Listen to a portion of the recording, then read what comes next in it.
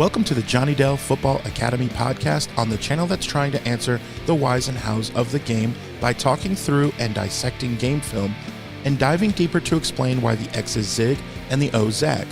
I am Adam Marino, joined by Mr. Johnny Dell, and we are reminding you, as always, the most fun way to watch is on YouTube, where we go live. There you can comment into the live show.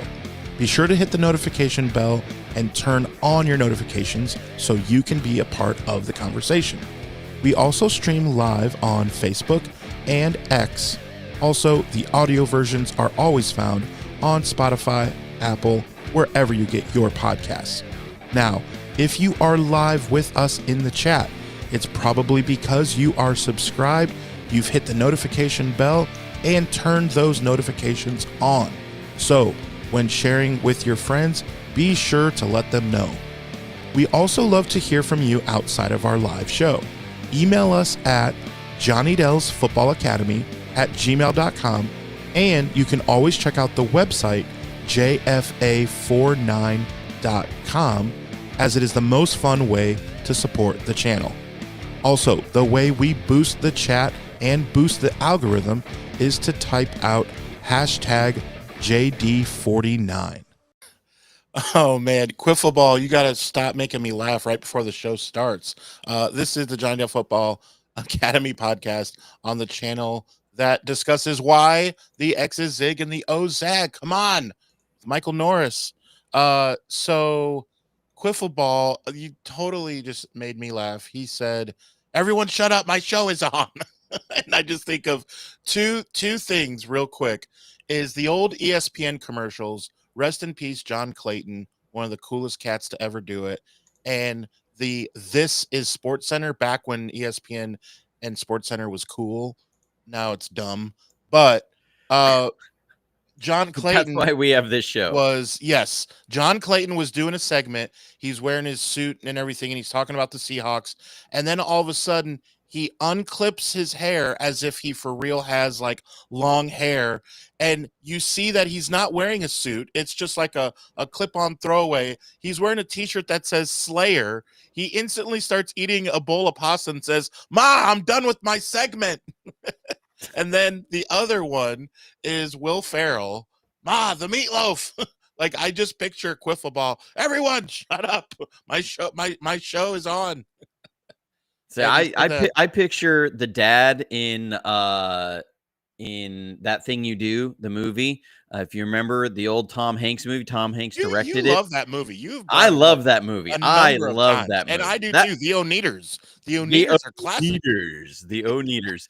But you know, the dad is like all over his son about joining the rock and roll band, leaving the family appliance store. And then by the end, when they're on late night, he's telling everybody, shut up. Or it was the mom. She's like, "Shut up, I can't hear it." That's what I think of. It's awesome. Yeah. Anywho, we love hanging out with you guys. We got a lot to get into. I'm excited. It's kind of cool. Again, preseason brings some interesting little fun storylines. You got Pete Carroll from the Raiders by way of the Seahawks. Well, by way of a ton of teams. But basically, we have Seahawks Midwest, or Southeast, I guess I should say. Yeah. Seahawks Southeast, because he has rebuilt these Raiders kind of in that Seattle Seahawks image. They got Geno over there now. They got different guys. Raheem Mostert is there, which is a little weird to see. Right. That's a guy that another running back too. My goodness, he. Like all-world talent, but cannot stay on the field. Just cannot stay on the field. He might be one of the biggest what ifs in football. Really, when we look back on this 10 years from now, say, you know, what if Raheem Mostert? How good could he have been if he could have stayed healthy?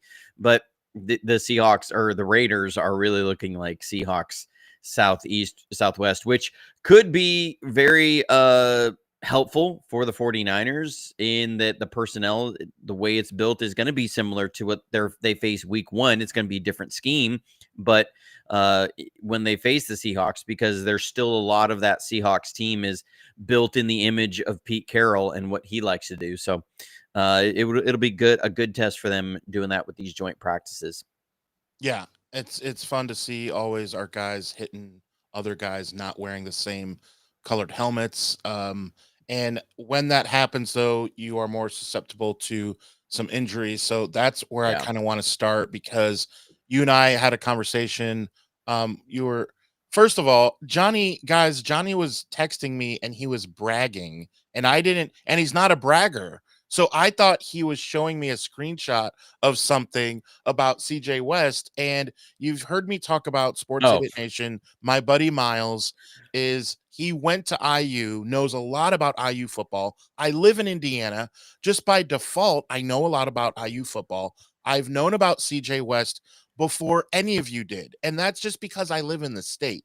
And so I was really excited when we drafted him. And oh man, it's like one of those, like, you cringe a little bit and you're like, oh, you're a little bit nervously saying you're okay, right? I mean, the hyperextended, what do we know about it, Johnny? that CJ West. Now, we have to clarify. I was not bragging. What happened was I was Oh yeah. excited and I was sharing it with him because I had just hit 6,000 followers on X. So, it's one of those milestones you hit. If you hit Yeah. every thousand, you get excited. Like, wow, okay, The that's next pretty step cool. up. And the Yeah. screenshot was showing CJ West in Well, that it was of screenshot. my profile, and that was my latest post. Was So I that? thought we were talking CJ West. Yeah. I was like, "Oh, okay, that wasn't what I meant. Sorry." To point of clarification, but with CJ West went down yesterday, scary moment. His knee buckled, and he got back up. He was attended to by trainers. Thankfully, it doesn't appear to be anything majorly serious. He did the same thing that Michael Williams did last week, which was a hyperextended knee. That is going to be sore for about a week, and it's going to be now after a week. It probably won't be an issue. Michael Williams, we should expect him back today, I think, is what they're shooting for. He needs to get some practice reps, but so thankfully it's not a season ending, but the injuries are just piling up. uh they are the number one most injured team right now. We haven't even played a regular season. Dude, They were the most can't. team last year. They are the most injured team now through 3 weeks of training camp. And we talked about this before the training camp even started. I just wanted to get through training camp. Not a ton of injuries. The If this was 2 years ago, I would say, and it's a bunch of ticky-tack injuries, smaller things, I would say, uh, it's I'm not super concerned. As long as everybody can be healthy and stay healthy through the season, we'll be fine. I don't feel that same way because there's so much youth on this team. There's young guys who need these reps. They need this training camp. This is the most valuable moment in any player's career for their development is training camp, because that's when they work on so much. There's so much development that happens during this 4-week period. And all of these players missing out on all of these reps is what is really hard to swallow right now. You have a Renardo Green who's supposed to take a big step forward this year. He is learning back to a scheme that he has not played before. Now, again, it's similar, but they are doing different things, and it is a little bit different than what Nick Sorensen did. And so Renardo Green, he needs these reps. He has not gotten any padded reps with the team right now. And so we can say, Renardo Green really strong last year. Well, he is behind the 8 ball at this point. This is a new scheme. He's got to work on new techniques, different ways of splitting some verticals and things like that. Like just a lot of different little stuff there at the corner spot. As Robert Saleh said, it's a very nuanced position. There's all these nuances he's not working on. He's not working on them against the Broncos. He's not working on them against the Raiders. When is Renardo Green going to get this work, and how much work can he do, and how quickly can he come up to speed? Because we have a real football game coming up real soon. And they don't have, they're going to have 2 weeks off after training camp and the start of the race.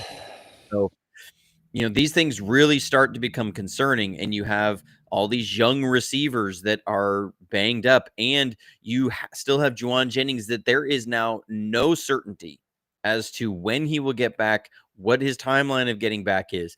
You have Nick Bosa's dealing with neck soreness now. What does this mean? Like, Nick Bosa's been held out several camp days right now, and it's not because just giving him a vet day. And I get like Nick Bosa doesn't need all these reps, but the rest of the defensive line needs reps with him. And this also means you put a bigger load on everybody Right. else on your defensive line. And so what was really Adds up. fascinating if you watched the build, the 49ers it's kind of like their hard knock series, but of course it's going to be 49ers slanted. Where they kind of take you in some moments. What was really fascinating was Kyle Shanahan's address to the team before training camp began, that he was talking about their practice schedule and that they were going to work up, and by the third day everybody's going to get 40 reps and that they're going to get to their 40 reps. So there was something that clicked to me there. I went, okay, so they are tracking every single rep that every player is getting, and they want a minimum and a maximum reps that guys are getting. So if you are now down 4 and 5 defensive linemen, you're starting to run out of bodies, literally warm bodies to throw out there to get all of your offensive linemen reps against, because you're capping players. You're going to cap Alfred Collins on 40 reps. And if he's coming back from an injury, they may be capping him at 25 reps, then 30, and they're ramping him up and they're holding him out. They are like paying really close attention to every rep these guys are getting. It's why it's so important these guys make every rep count. But they're at that point. You go, okay, now we're running out of warm bodies to even put in there. We talk about bringing in camp bodies, but when you have 20 guys that are down, you can't, like by rules, you cannot bring in enough warm bodies to continue to do your practicing to where everybody gets their reps. Now, everybody either has to start diminishing, like they have to start running the offensive line on like 20 reps so that they don't wear out their defensive line. Like this is what's happening. And it concerns me when you have an offensive line, got some young guys, Connor Colby and Drew Moss, that have a lot of potential, but they need these reps. So I'm getting really concerned about like what can you actually accomplish here? And are you now behind the 8 ball as a young team that needs every practice rep you can get? You are just like getting behind on all of it, and it is concerning. And so something is wrong at 49-49. Like that's something is wrong there. I don't know what it is.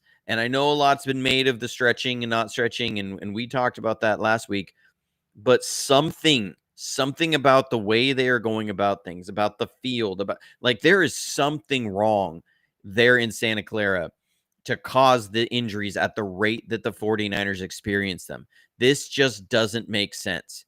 There is no way that you have gone 13, 14 years now where you have been one of the top 10 most injured teams in all but 2 of those years. Like there's something wrong.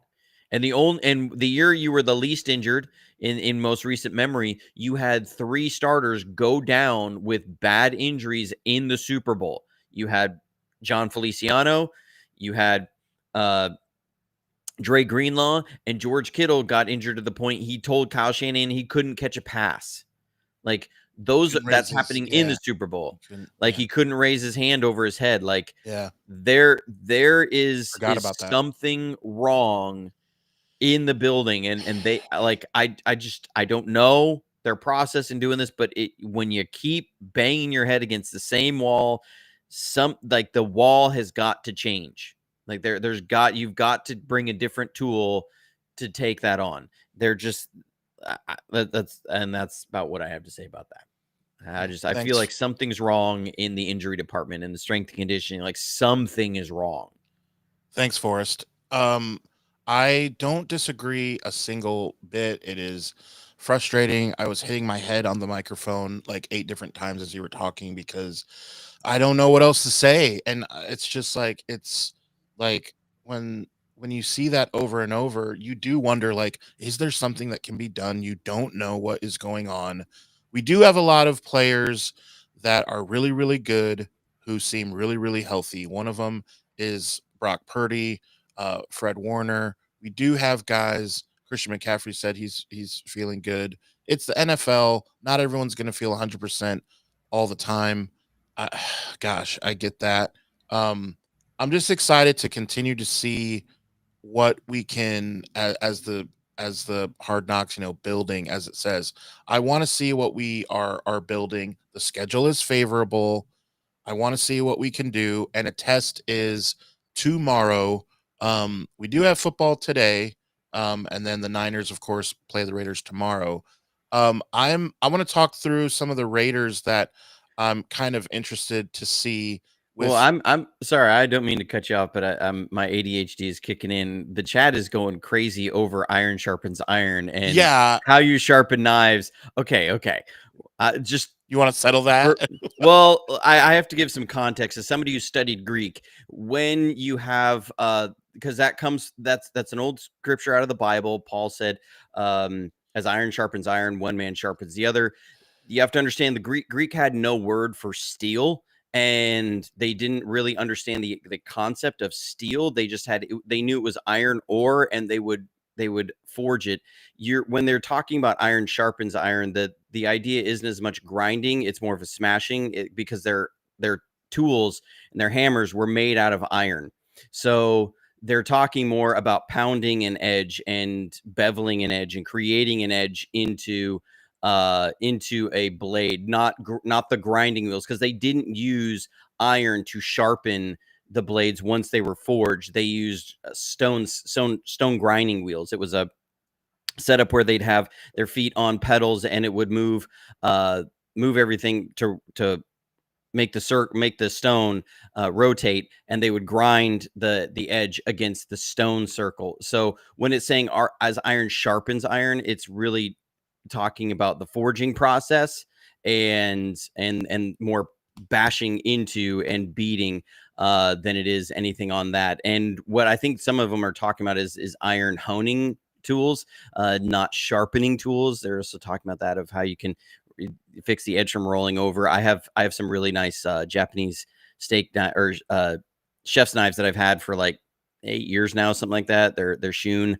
They're amazing knives, by the way. They're made from a Japanese super steel, and they come with a honing rod. A honing rod is just to straighten out the edge after it's bent over. It's not actually sharpening anything; it's straightening it out. And that's where the term, you really hone in on something. It's rolling that edge back over to straighten out the edges, because it's not taking material off. I send my knives out about every 5 years to Shun, because they have a lifetime sharpening, and they actually do take material off to sharpen it. But once you do that, it's sharp for like 4 years, as long as you hone it regularly. But there's a little bit of Greek for you of what it is that they didn't. It wasn't actually like, it's part of an English translation there. But yeah, You learn something new every day. Thank I you. try. And when You the do chat try. goes off on one of those, kind of weird tangents that you happen to know something about, I'm going to follow that. But going back to the Seahawks Or the Raiders. or the Raiders, sorry, How the about the Raiders. Raiders? Maybe the team I will. can't not think Seahawks when Pete Carroll is there. Like I still I think think USC it's the and Seahawks. Patriots. I Okay, mean, well, to be that's a honest. little ways. Patriots, bro. You're showing your age there, Adam, and not just the gray and the beard. But so Oh some of the well. Raiders, the things with the Raiders that you're looking forward to. Yes. So, uh, I don't know how much tick Brock Bowers is going to get. He has a clean shaven head, which I do think makes him handsome. I wonder why I would think that. And at this rookie, Ashton Genty, I really really want to see what he can do. I know, I mean in the regular season, but I just mean, hey, we're playing against them. It's preseason. I know it doesn't count. I do kind of want to see him, and just see how he does. I was a fan of his in college, and just, man, I'm just excited as a fan of football. Is there anyone that you're looking at on the Raiders like, okay, huh? Just as a football guy, I wonder how he's going to do. No, I mean it's the All Raiders. I Niners don't. all day. It's the All Niners all Raiders. day. Hey, Yeah, I'm it's with all that. Niners all day. I Like, hope we win 49-0. I will well, say I that. mean, look, I don't really care if we win. I want to watch Nick Martin. Okay, I want to see Nick Martin. I want to see if there's growth there from last time. I want to see Chase Hooks. I want to see Upton Stout get out there. I want to see him on the field. We want to see Alfred Collins have some growth, build upon what you had in the last game. He had a number of good flashes. It was not all great. Like, I don't want people to have that impression. I did a breakdown video this week, and thank you to every member of JFA49.com. You are the ones who really are making those videos possible. I just have a feeling with the way that things are going, like that video, I've made zero off of that on YouTube. And most likely all the review videos I do during the year are probably going to be the same way, just because of the efforts that entities are going to block people like me and others who use coaches film and try and teach the game. We are independent assets, and they don't want us to be independent. They want assets they control that are putting stuff out there. So so when I say the members of the website, that is huge. Thank you to everybody who's come alongside. We need about 100 more members to make up for what is being blocked, basically, in the content creation. And I don't want to put these things behind a paywall. So very, very much appreciate everybody. You are serving the Niner faithful community in doing that and making it possible for me to do that. It does take a lot of time, and it's hard to justify that time away from your kids if you're not able to have something coming back on the other side. But with that, Alfred Collins, he had a number of flashes and he looked good, but it was not all clean. He did struggle with understanding where blocks were coming from at times. And I want to see a little bit more comfortability. Struggled with some of the details on some pass rushing, as far as scheme pass rushing with some of the stunts. Want to see that continue. So I want to see Alfred Collins out there. I want to see Valdez, who looked good. I want to see him, working against the twos more and see, does this kid have something there? I want to see Kalia Davis out there and see him take that next step. I want to see Marquis Siegel, of course, hopefully he should be back from the bruised knee. I want to see him continue to grow in that. This is somebody who may be, as a rookie, starting week 1. And teams are going to start to go after him. They're going to look at everything he's done in preseason, and they're going to say, is there a weakness here that we can exploit, that we can really press our finger on? And they're going to go after it. So I want to see that. I want to see Drew Moss and Connor Colby. I want to see them work in the scheme, get to the second level, their footwork be right, their way that they're anchoring be right. Nick Zakelj needs to be pushed far down the depth chart. He was so bad last game. I don't even want him on the team. And I hate saying that about players, because I know what that means for somebody personally to be cut by when Right. you've gotten as far as Nick Zakelj is. It's I tough. don't say that lightly, but he was so bad this last game. I cannot sit there and say I am fine with Nick Zakelj taking significant snaps this season. He was bad. I mean, it was one of the worst offensive line performances from somebody who's run with the 1 or 2s with our offensive line in the last 2 years. There were so many plays where I'm going, there would be massive creases in the run game here if Nick Zakelj got one step farther, got his head around. But he's not. And it'd be one thing if he can't scoop a guy and you drive him down the line. It was neither. He was not winning in any way that they teach. And so it makes it really hard for your offensive line. They're condensing everything up on the play side. It's going to be a cutback. Well, you got to seal that backside off, and he's not. It was over and over and over again, and he wasn't anchoring well in pass protection. Like, it was one of the to me, it was probably the worst graded offensive line performance of the game of any offensive lineman. So I need to see Connor Colby and Drew Moss out there. I need to see that there is better behind there. Drake Nugent struggled at moments, just with the mental side of understanding and reacting to these slants and stuff that Denver was throwing at him, which is why you run zone blocking. And it was he was predetermining every block in his mind before, and then not able to react in real time as it was going. So I need to see Drake Nugent get out there and get more reps. So there's a lot that I'm looking at and I'm looking forward to and see, but these guys have got to get these reps in, or they got to stay healthy. Man, yeah. Nick Zakelj, I saw some of that too, and I just feel like it's for you to say that, I mean, is says a lot because again, you understand what that means. But a lot of interesting matchups. Who's looking good in camp? I know I heard about Pearsall continuing to, you know, shine, and like we're still kind of like, all right, Ricky, like we still don't know what we have. We didn't, because the sample size, and I'm not talking about from being shot and all that. I mean, like once he did come onto the scene and started kind of slow, his last two games, I know he had, I think, over 200 yards. Like, okay, I'm just excited to see something good happen for this young man, and he's been doing well so far. Yeah, I mean everything points to him having an incredibly strong camp. Not quite to the level that BA had going into the 2022 season, where he was, or 2022 or 2023, where he was just phenomenal all year. Yeah. He doesn't have quite the physical measurables of Ayuk in the sense of like BA has long legs, long arms, so he's a long strider. He can cover ground in very few steps. So like it's not necessarily about that you have speed to reach a point sooner. It's that it when you can cover more ground, your steps at 6 steps, you can throw in an extra one doing something different. Like you can then give a head fake, you can give a nod, and it makes it really tough on defensive backs. And BA, that means a bigger catch radius when he's got those long arms. So we saw that with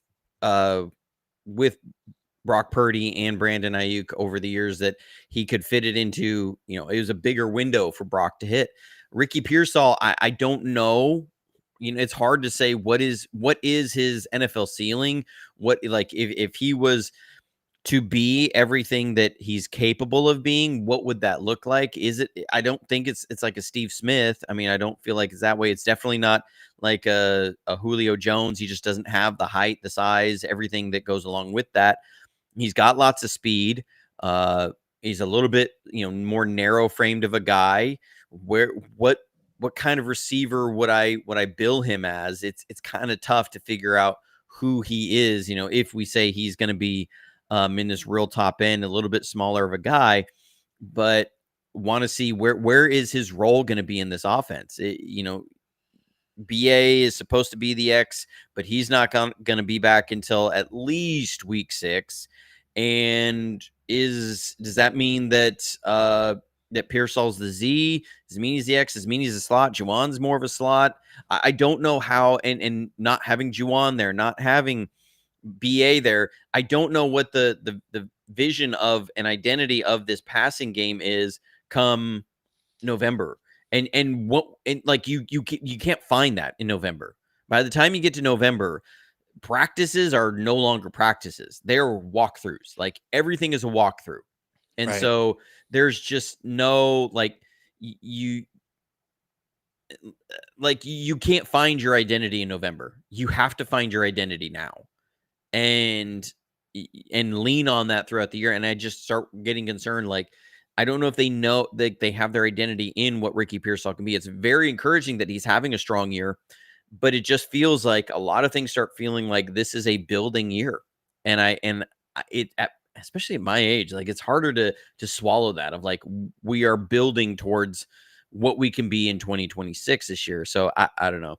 It's just those things I look at and I go, I like that part, but I just don't know. And I want to see, what do we have? I want to see Ricky get out there at least for a drive in this preseason game and Yeah, figure out what's something there. positive. Yeah, so I got a question here for you. I know you're not a Warriors fan, but stick with me here. The faithful will see where I'm going. So when Steph Curry is out, they don't, in the years where they had their dynasty, what they would do, Steve Kerr did not make the sixth man just step up Andre Iguodala and be in the starting. He would still come off the bench and he would put whoever the backup point guard, who is way below Andre Iguodala, he would put him in as to not disrupt, the rotation. And what I'm curious is, as we talk about this receiving core, what I'm curious is what you talked about. Do you move Juwan Jennings into the spot where he's where Ayuk would be? and now it's a detriment to what he's used to being the number 3. So you leave him as the number 3, and then the player who would be 3rd or 4th on the depth chart, you actually move him to the number 1, to the Ayuk. This is becoming But that do you see what I'm saying, Always though? Sunny in Philadelphia thing of the I know, the strings, Charlie Day. strings. If I you do know, this, you but do look, that, then I this is think gonna be. everyone's following. But I think everyone's following me what I'm saying, and it's a real question. All right, What's your let me see if take? I can simplify your question and kind of coalesce it for the faithful. You're Yeah. saying, do you, instead of moving people around in different spots and saying, okay, wide receiver 1 isn't there, wide receiver 2 is now 1, and everybody switches over, Shift, or yeah. do you have my X is out, so I'm going to put a different guy in there at X, everybody else is staying at their Z in their slot, or Yes, you know, yes. however you're trying to do it. Okay. Um, it's situational. It really becomes that. Like, You what mean are like if it's 3rd and 4, you're saying? What do you mean? no, I mean not that. Like, what is Juwan Jennings really good at? He is really good at working that underneath an intermediate area, having that tall body, that big catch radius. On He 3rd is and 4. not he is not the guy on first down when you're running play action that's going to run that deep safety off. No, That yeah. he is not that So guy. that's why I'm saying, does it make sense to put him in the Ayuk And spot? To that's what I me, mean. it It's situational. If it's second down and you're going to condense the split and you're going to run everything as a horizontal stretch because you know what the defense is going to do, and you want a good blocking receiver out there, Juwan is your X. If you're running that play action pass, you probably don't want Juwan running that route. You can have him as a Z, or you can have him somewhere else, but you may flip the play. Like, you can still keep the upper hand on that, but you're not going to like ask him to do everything that BA did, and you're not going to ask Ricky Pearsall to do everything that Juwan Jennings does. Like, they're different receivers and they can run into different roles. So it becomes situational. What are you asking these guys to do? And when are you asking them to do it? You aren't going to be trying to fit a square peg in a round hole. Like, you aren't going to do that. So it's situational. It's that's down and distance, that's formationally, that's play by play package of plays.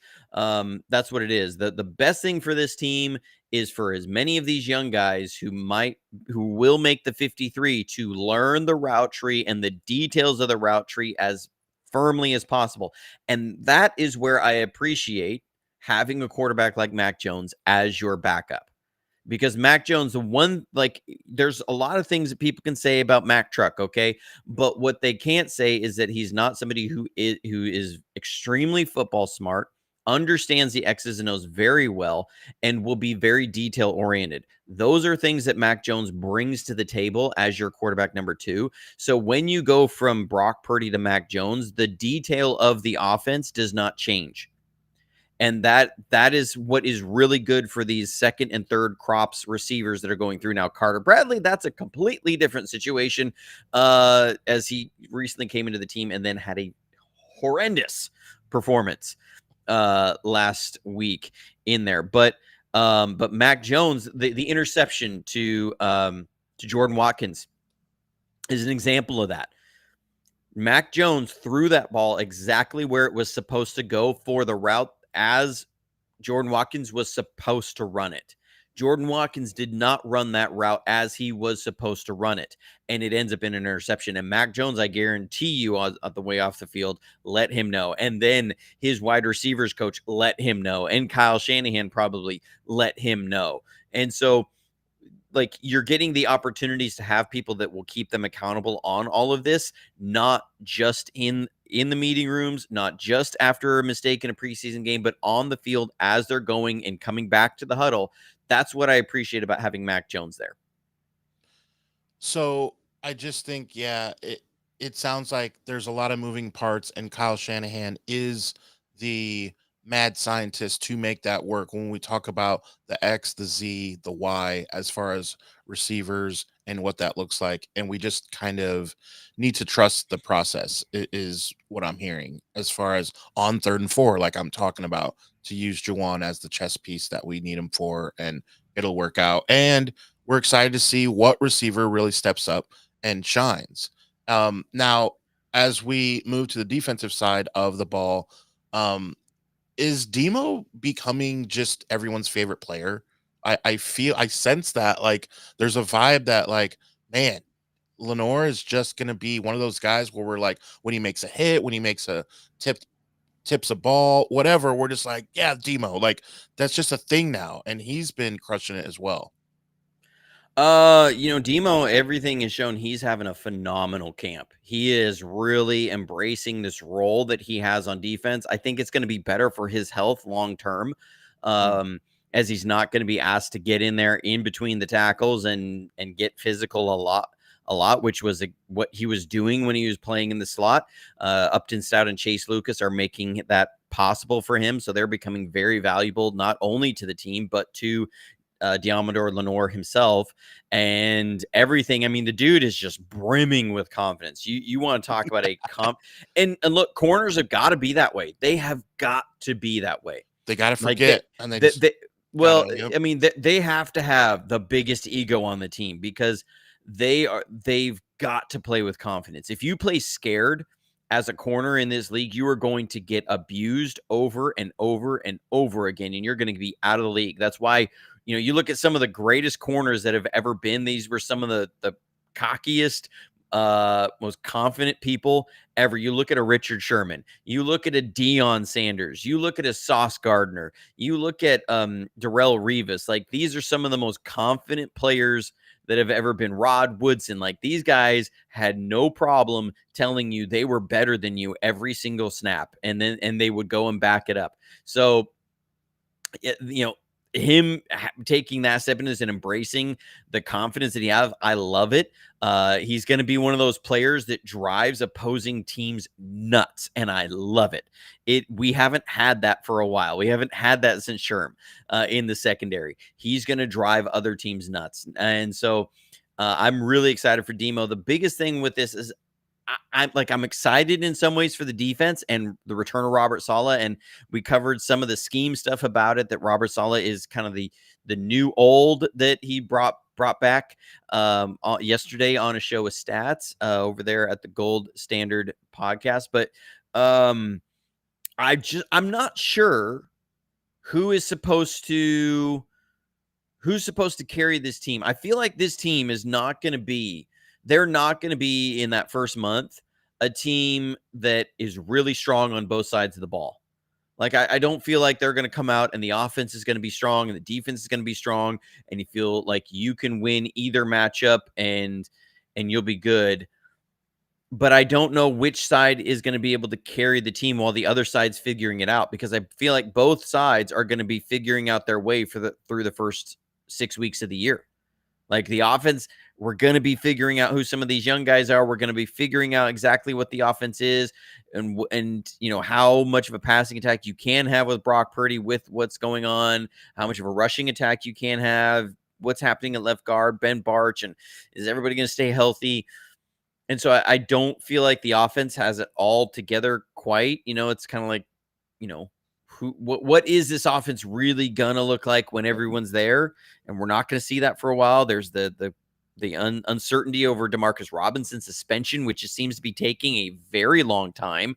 And you start wondering, are the 49ers going to get the same preferential treatment that the Chiefs did with Xavier Worthy, where now it's being delayed for the first 6 weeks of the year?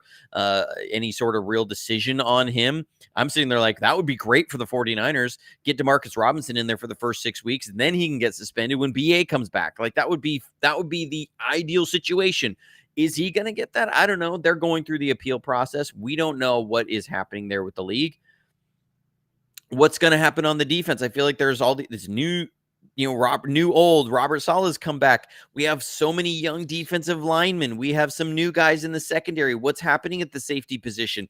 We have some new linebackers. D. Winters has never played this full-time starting role. There's lots of questions on the defensive side. He's looking better. The defensive side he is looking better, but we still don't know. We have not seen a regular season game in him in these roles doing this full-time. That's fair. What does this look like? So I go, okay, weeks 1 through 5, who carries this team? Is it going to be special teams? I don't feel great about that. Is it going to be the defense? There's a lot of questions on the defense. I don't know if the defense is up to that.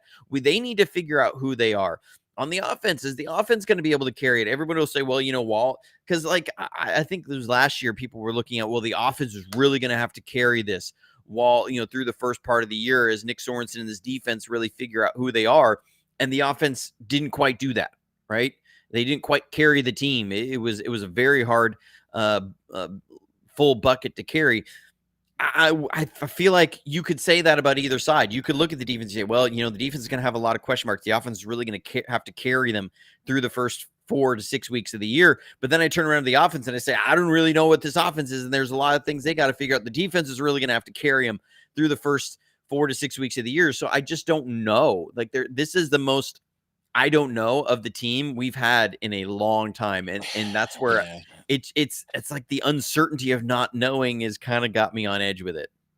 Yeah, it does make me a little nervous too. We're the last thing we're going to get into is maybe some of the keys to this preseason game. But before we do that, I want to tell you about a couple things. A reminder first that if you see someone wearing Niners gear at all, whether you're at the McDonald's on Almaden and you go to the bathroom to wash your hands and there's a guy in there, just show him. It's not awkward in the bathroom at all, right? Just show him your phone, show him the Johnny Dale Football Academy. I got oddly specific, but it resonates. See, I learned. There's you can use stories that resonate with people, and the next time someone goes to McDonald's, they're going to think about, wow, Adam said that bizarre story, and it's going to stick with them. That's what's going to happen. I'm calling my shot. But the key is to take your phone, show them the channel, make sure you hit the notification bell so that you can be notified when Johnny drops new videos, because as the season's coming, man, it's going to be really awesome to see these videos. I'm salivating for those. Also, I just got done shooting my Friday episode with Sports Idiot Nation, because reminding you that every Monday, Wednesday, and Friday now for season 2 is where we have new episodes. And there are a lot of bizarre stories out there. A man named Michael J. Fox was arrested in Illinois. So to hear more about that, check out Sports Idiot Nation. Hugo 10, I do not want you to take hostages. Although for the faithful, look, anything goes. Yeah, when that stall door opens, you stand in the way. And you say, look, I'm telling you, a Johnny Dale's Football Academy subscription is between you and that faucet. So just make this happen. Just saying. So again, I'm already getting proof that I feel like this resonates, because we're getting 5 comments about the bathroom. So I just know, the next time you go to your fast food restaurant, if you see somebody's feet under the stall, you just reach under there and you say, hey, if you're looking for something to entertain you while you go, here's what you have, and then you rub a little bit of Nutella on their leg. And oh gosh. All right, we have derailed. We like to derail on Sports Idiot Nation more than we do here, Johnny. Usually we're a little bit more in line. You really want to get derailed? I got the new Madden the other day. I'm looking at it to use it as some teaching stuff, but I saw this too, and I just saw this. It was on my X feed as I was scrolling for any updates. They did Nick Martin wrong, y'all. This is the picture of our linebacker, Nick Martin. This is so way off. This is that's a default intern at EA stood in line to be like, what in the chat GPT Nick of this? Martin. What?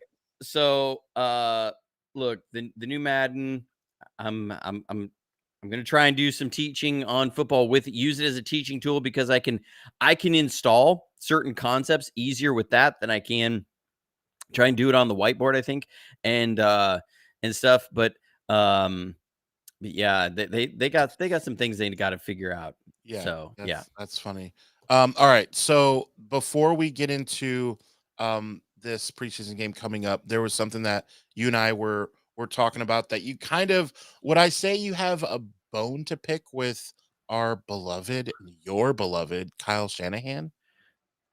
And I got a lot of pushback, because I pushed back on this. Let's have it on X, and I got some pushback because Kyle Shanahan went on Sirius XM the other day, and he was talking about how that they really went back to the kind of approach in between last year and this year of what they did in 2017 and 2018 to build for the 2019 year, which was they built, he's like, we built the team through the draft. We had a ton of turnover. We had 10 of 11 guys on offense were different. And then it was a 7, or I think he said 8 of 11 guys on defense were different. His numbers are a little off there. It was 7 of 11 guys on defense, but I'll give him the grace on that. We'll allow it. But he just talked about, 2017, 2018, those drafts, we got a bunch of players and a bunch of good players, and we built the team through those drafts. Adam, you and I went over their 2017 and 2018 drafts during the 2024 offseason, and we were grading those drafts, and we looked over those 2 drafts. And the biggest thing we said when we looked over them was, outside of 4 players, those drafts were largely a big bag of nada. And so when he's saying we built this team, the 2019 team, off those 2017 and 2018 drafts, no, you didn't. That Super Bowl team was what you had, some very blue chip players, but even people saying, well, the core of the team, not even the core of the team. A lot of the core of the team were other guys. You had George Kittle, who was part of the core of the team in 2019, but Fred Warner was a second-year player in 2019. He wasn't necessarily part of the core yet. The core at that time was DeForest Buckner, was Eric Armstead, was Jimmy Ward, was Joe Staley. That was your core. That was the guys who were the core of your team in that 2019 year. And because in 2017, who they picked up was George Kittle and DJ Jones. And those are 2 good players. But everybody else, they had like 10 picks in that draft. It was 8 picks that didn't see any time in the Super Bowl. 2018, they picked up Mike McGlinchey, that we've seen the 49ers replaced him with Colton McKivitz. They picked up Mike McGlinchey, and they picked up Fred Warner, which, again, Fred Warner, all world, but everything else in that draft was not significant in that playoff, in that 2019 Super Bowl run. When you look at the 2019 Super Bowl team, 15 of those guys were acquired either via trade or free agency. We're talking about Richard Sherman, Jimmy G, Quan Alexander, a huge free agent signing. They spent $14 million on him a year on him when they signed him, because he was to make up for the Reuben Foster pick fizzling out. Oh, gosh. They traded for Dee Ford, who was a huge part of that defense. They went out and signed Weston Richburg in free agency to the largest center contract that had ever happened by that point. Kyle Juszczyk was the offensive weapon. They had to call him that because his contract was like 70% higher than any other fullback in the league. So they went in and they got the offensive weapon. Weston Richburg, like I said. Mike Person was a free agent acquisition that they brought in. He played right guard all year. Laken Tomlinson was acquired via trade. Tevin Coleman was a free agent signing. Raheem Mostert was a free agent signing, where somebody that they had signed who'd bounced around on 7 different teams before he played, and he was huge in that playoff run. They traded for Emmanuel Sanders in the middle of the year. There was a ton of these guys were not acquired via the draft. And so when you look at the core of this team, Richard Sherman was part of that on that 2019 team. They didn't build the core through the draft. They didn't build the foundation of the entire 2019 Super Bowl run with those 2017, 2018 drafts. So when he starts comparing this to those years, I go, Kyle, I get what you may be remembering it that way, but that's not really the way it actually happened. You had a massive amount of cap rollover because they were so bad in 2015, so bad in 2016, so bad in 2017. They had like $90 million just of cap rollover going into the 2018 season.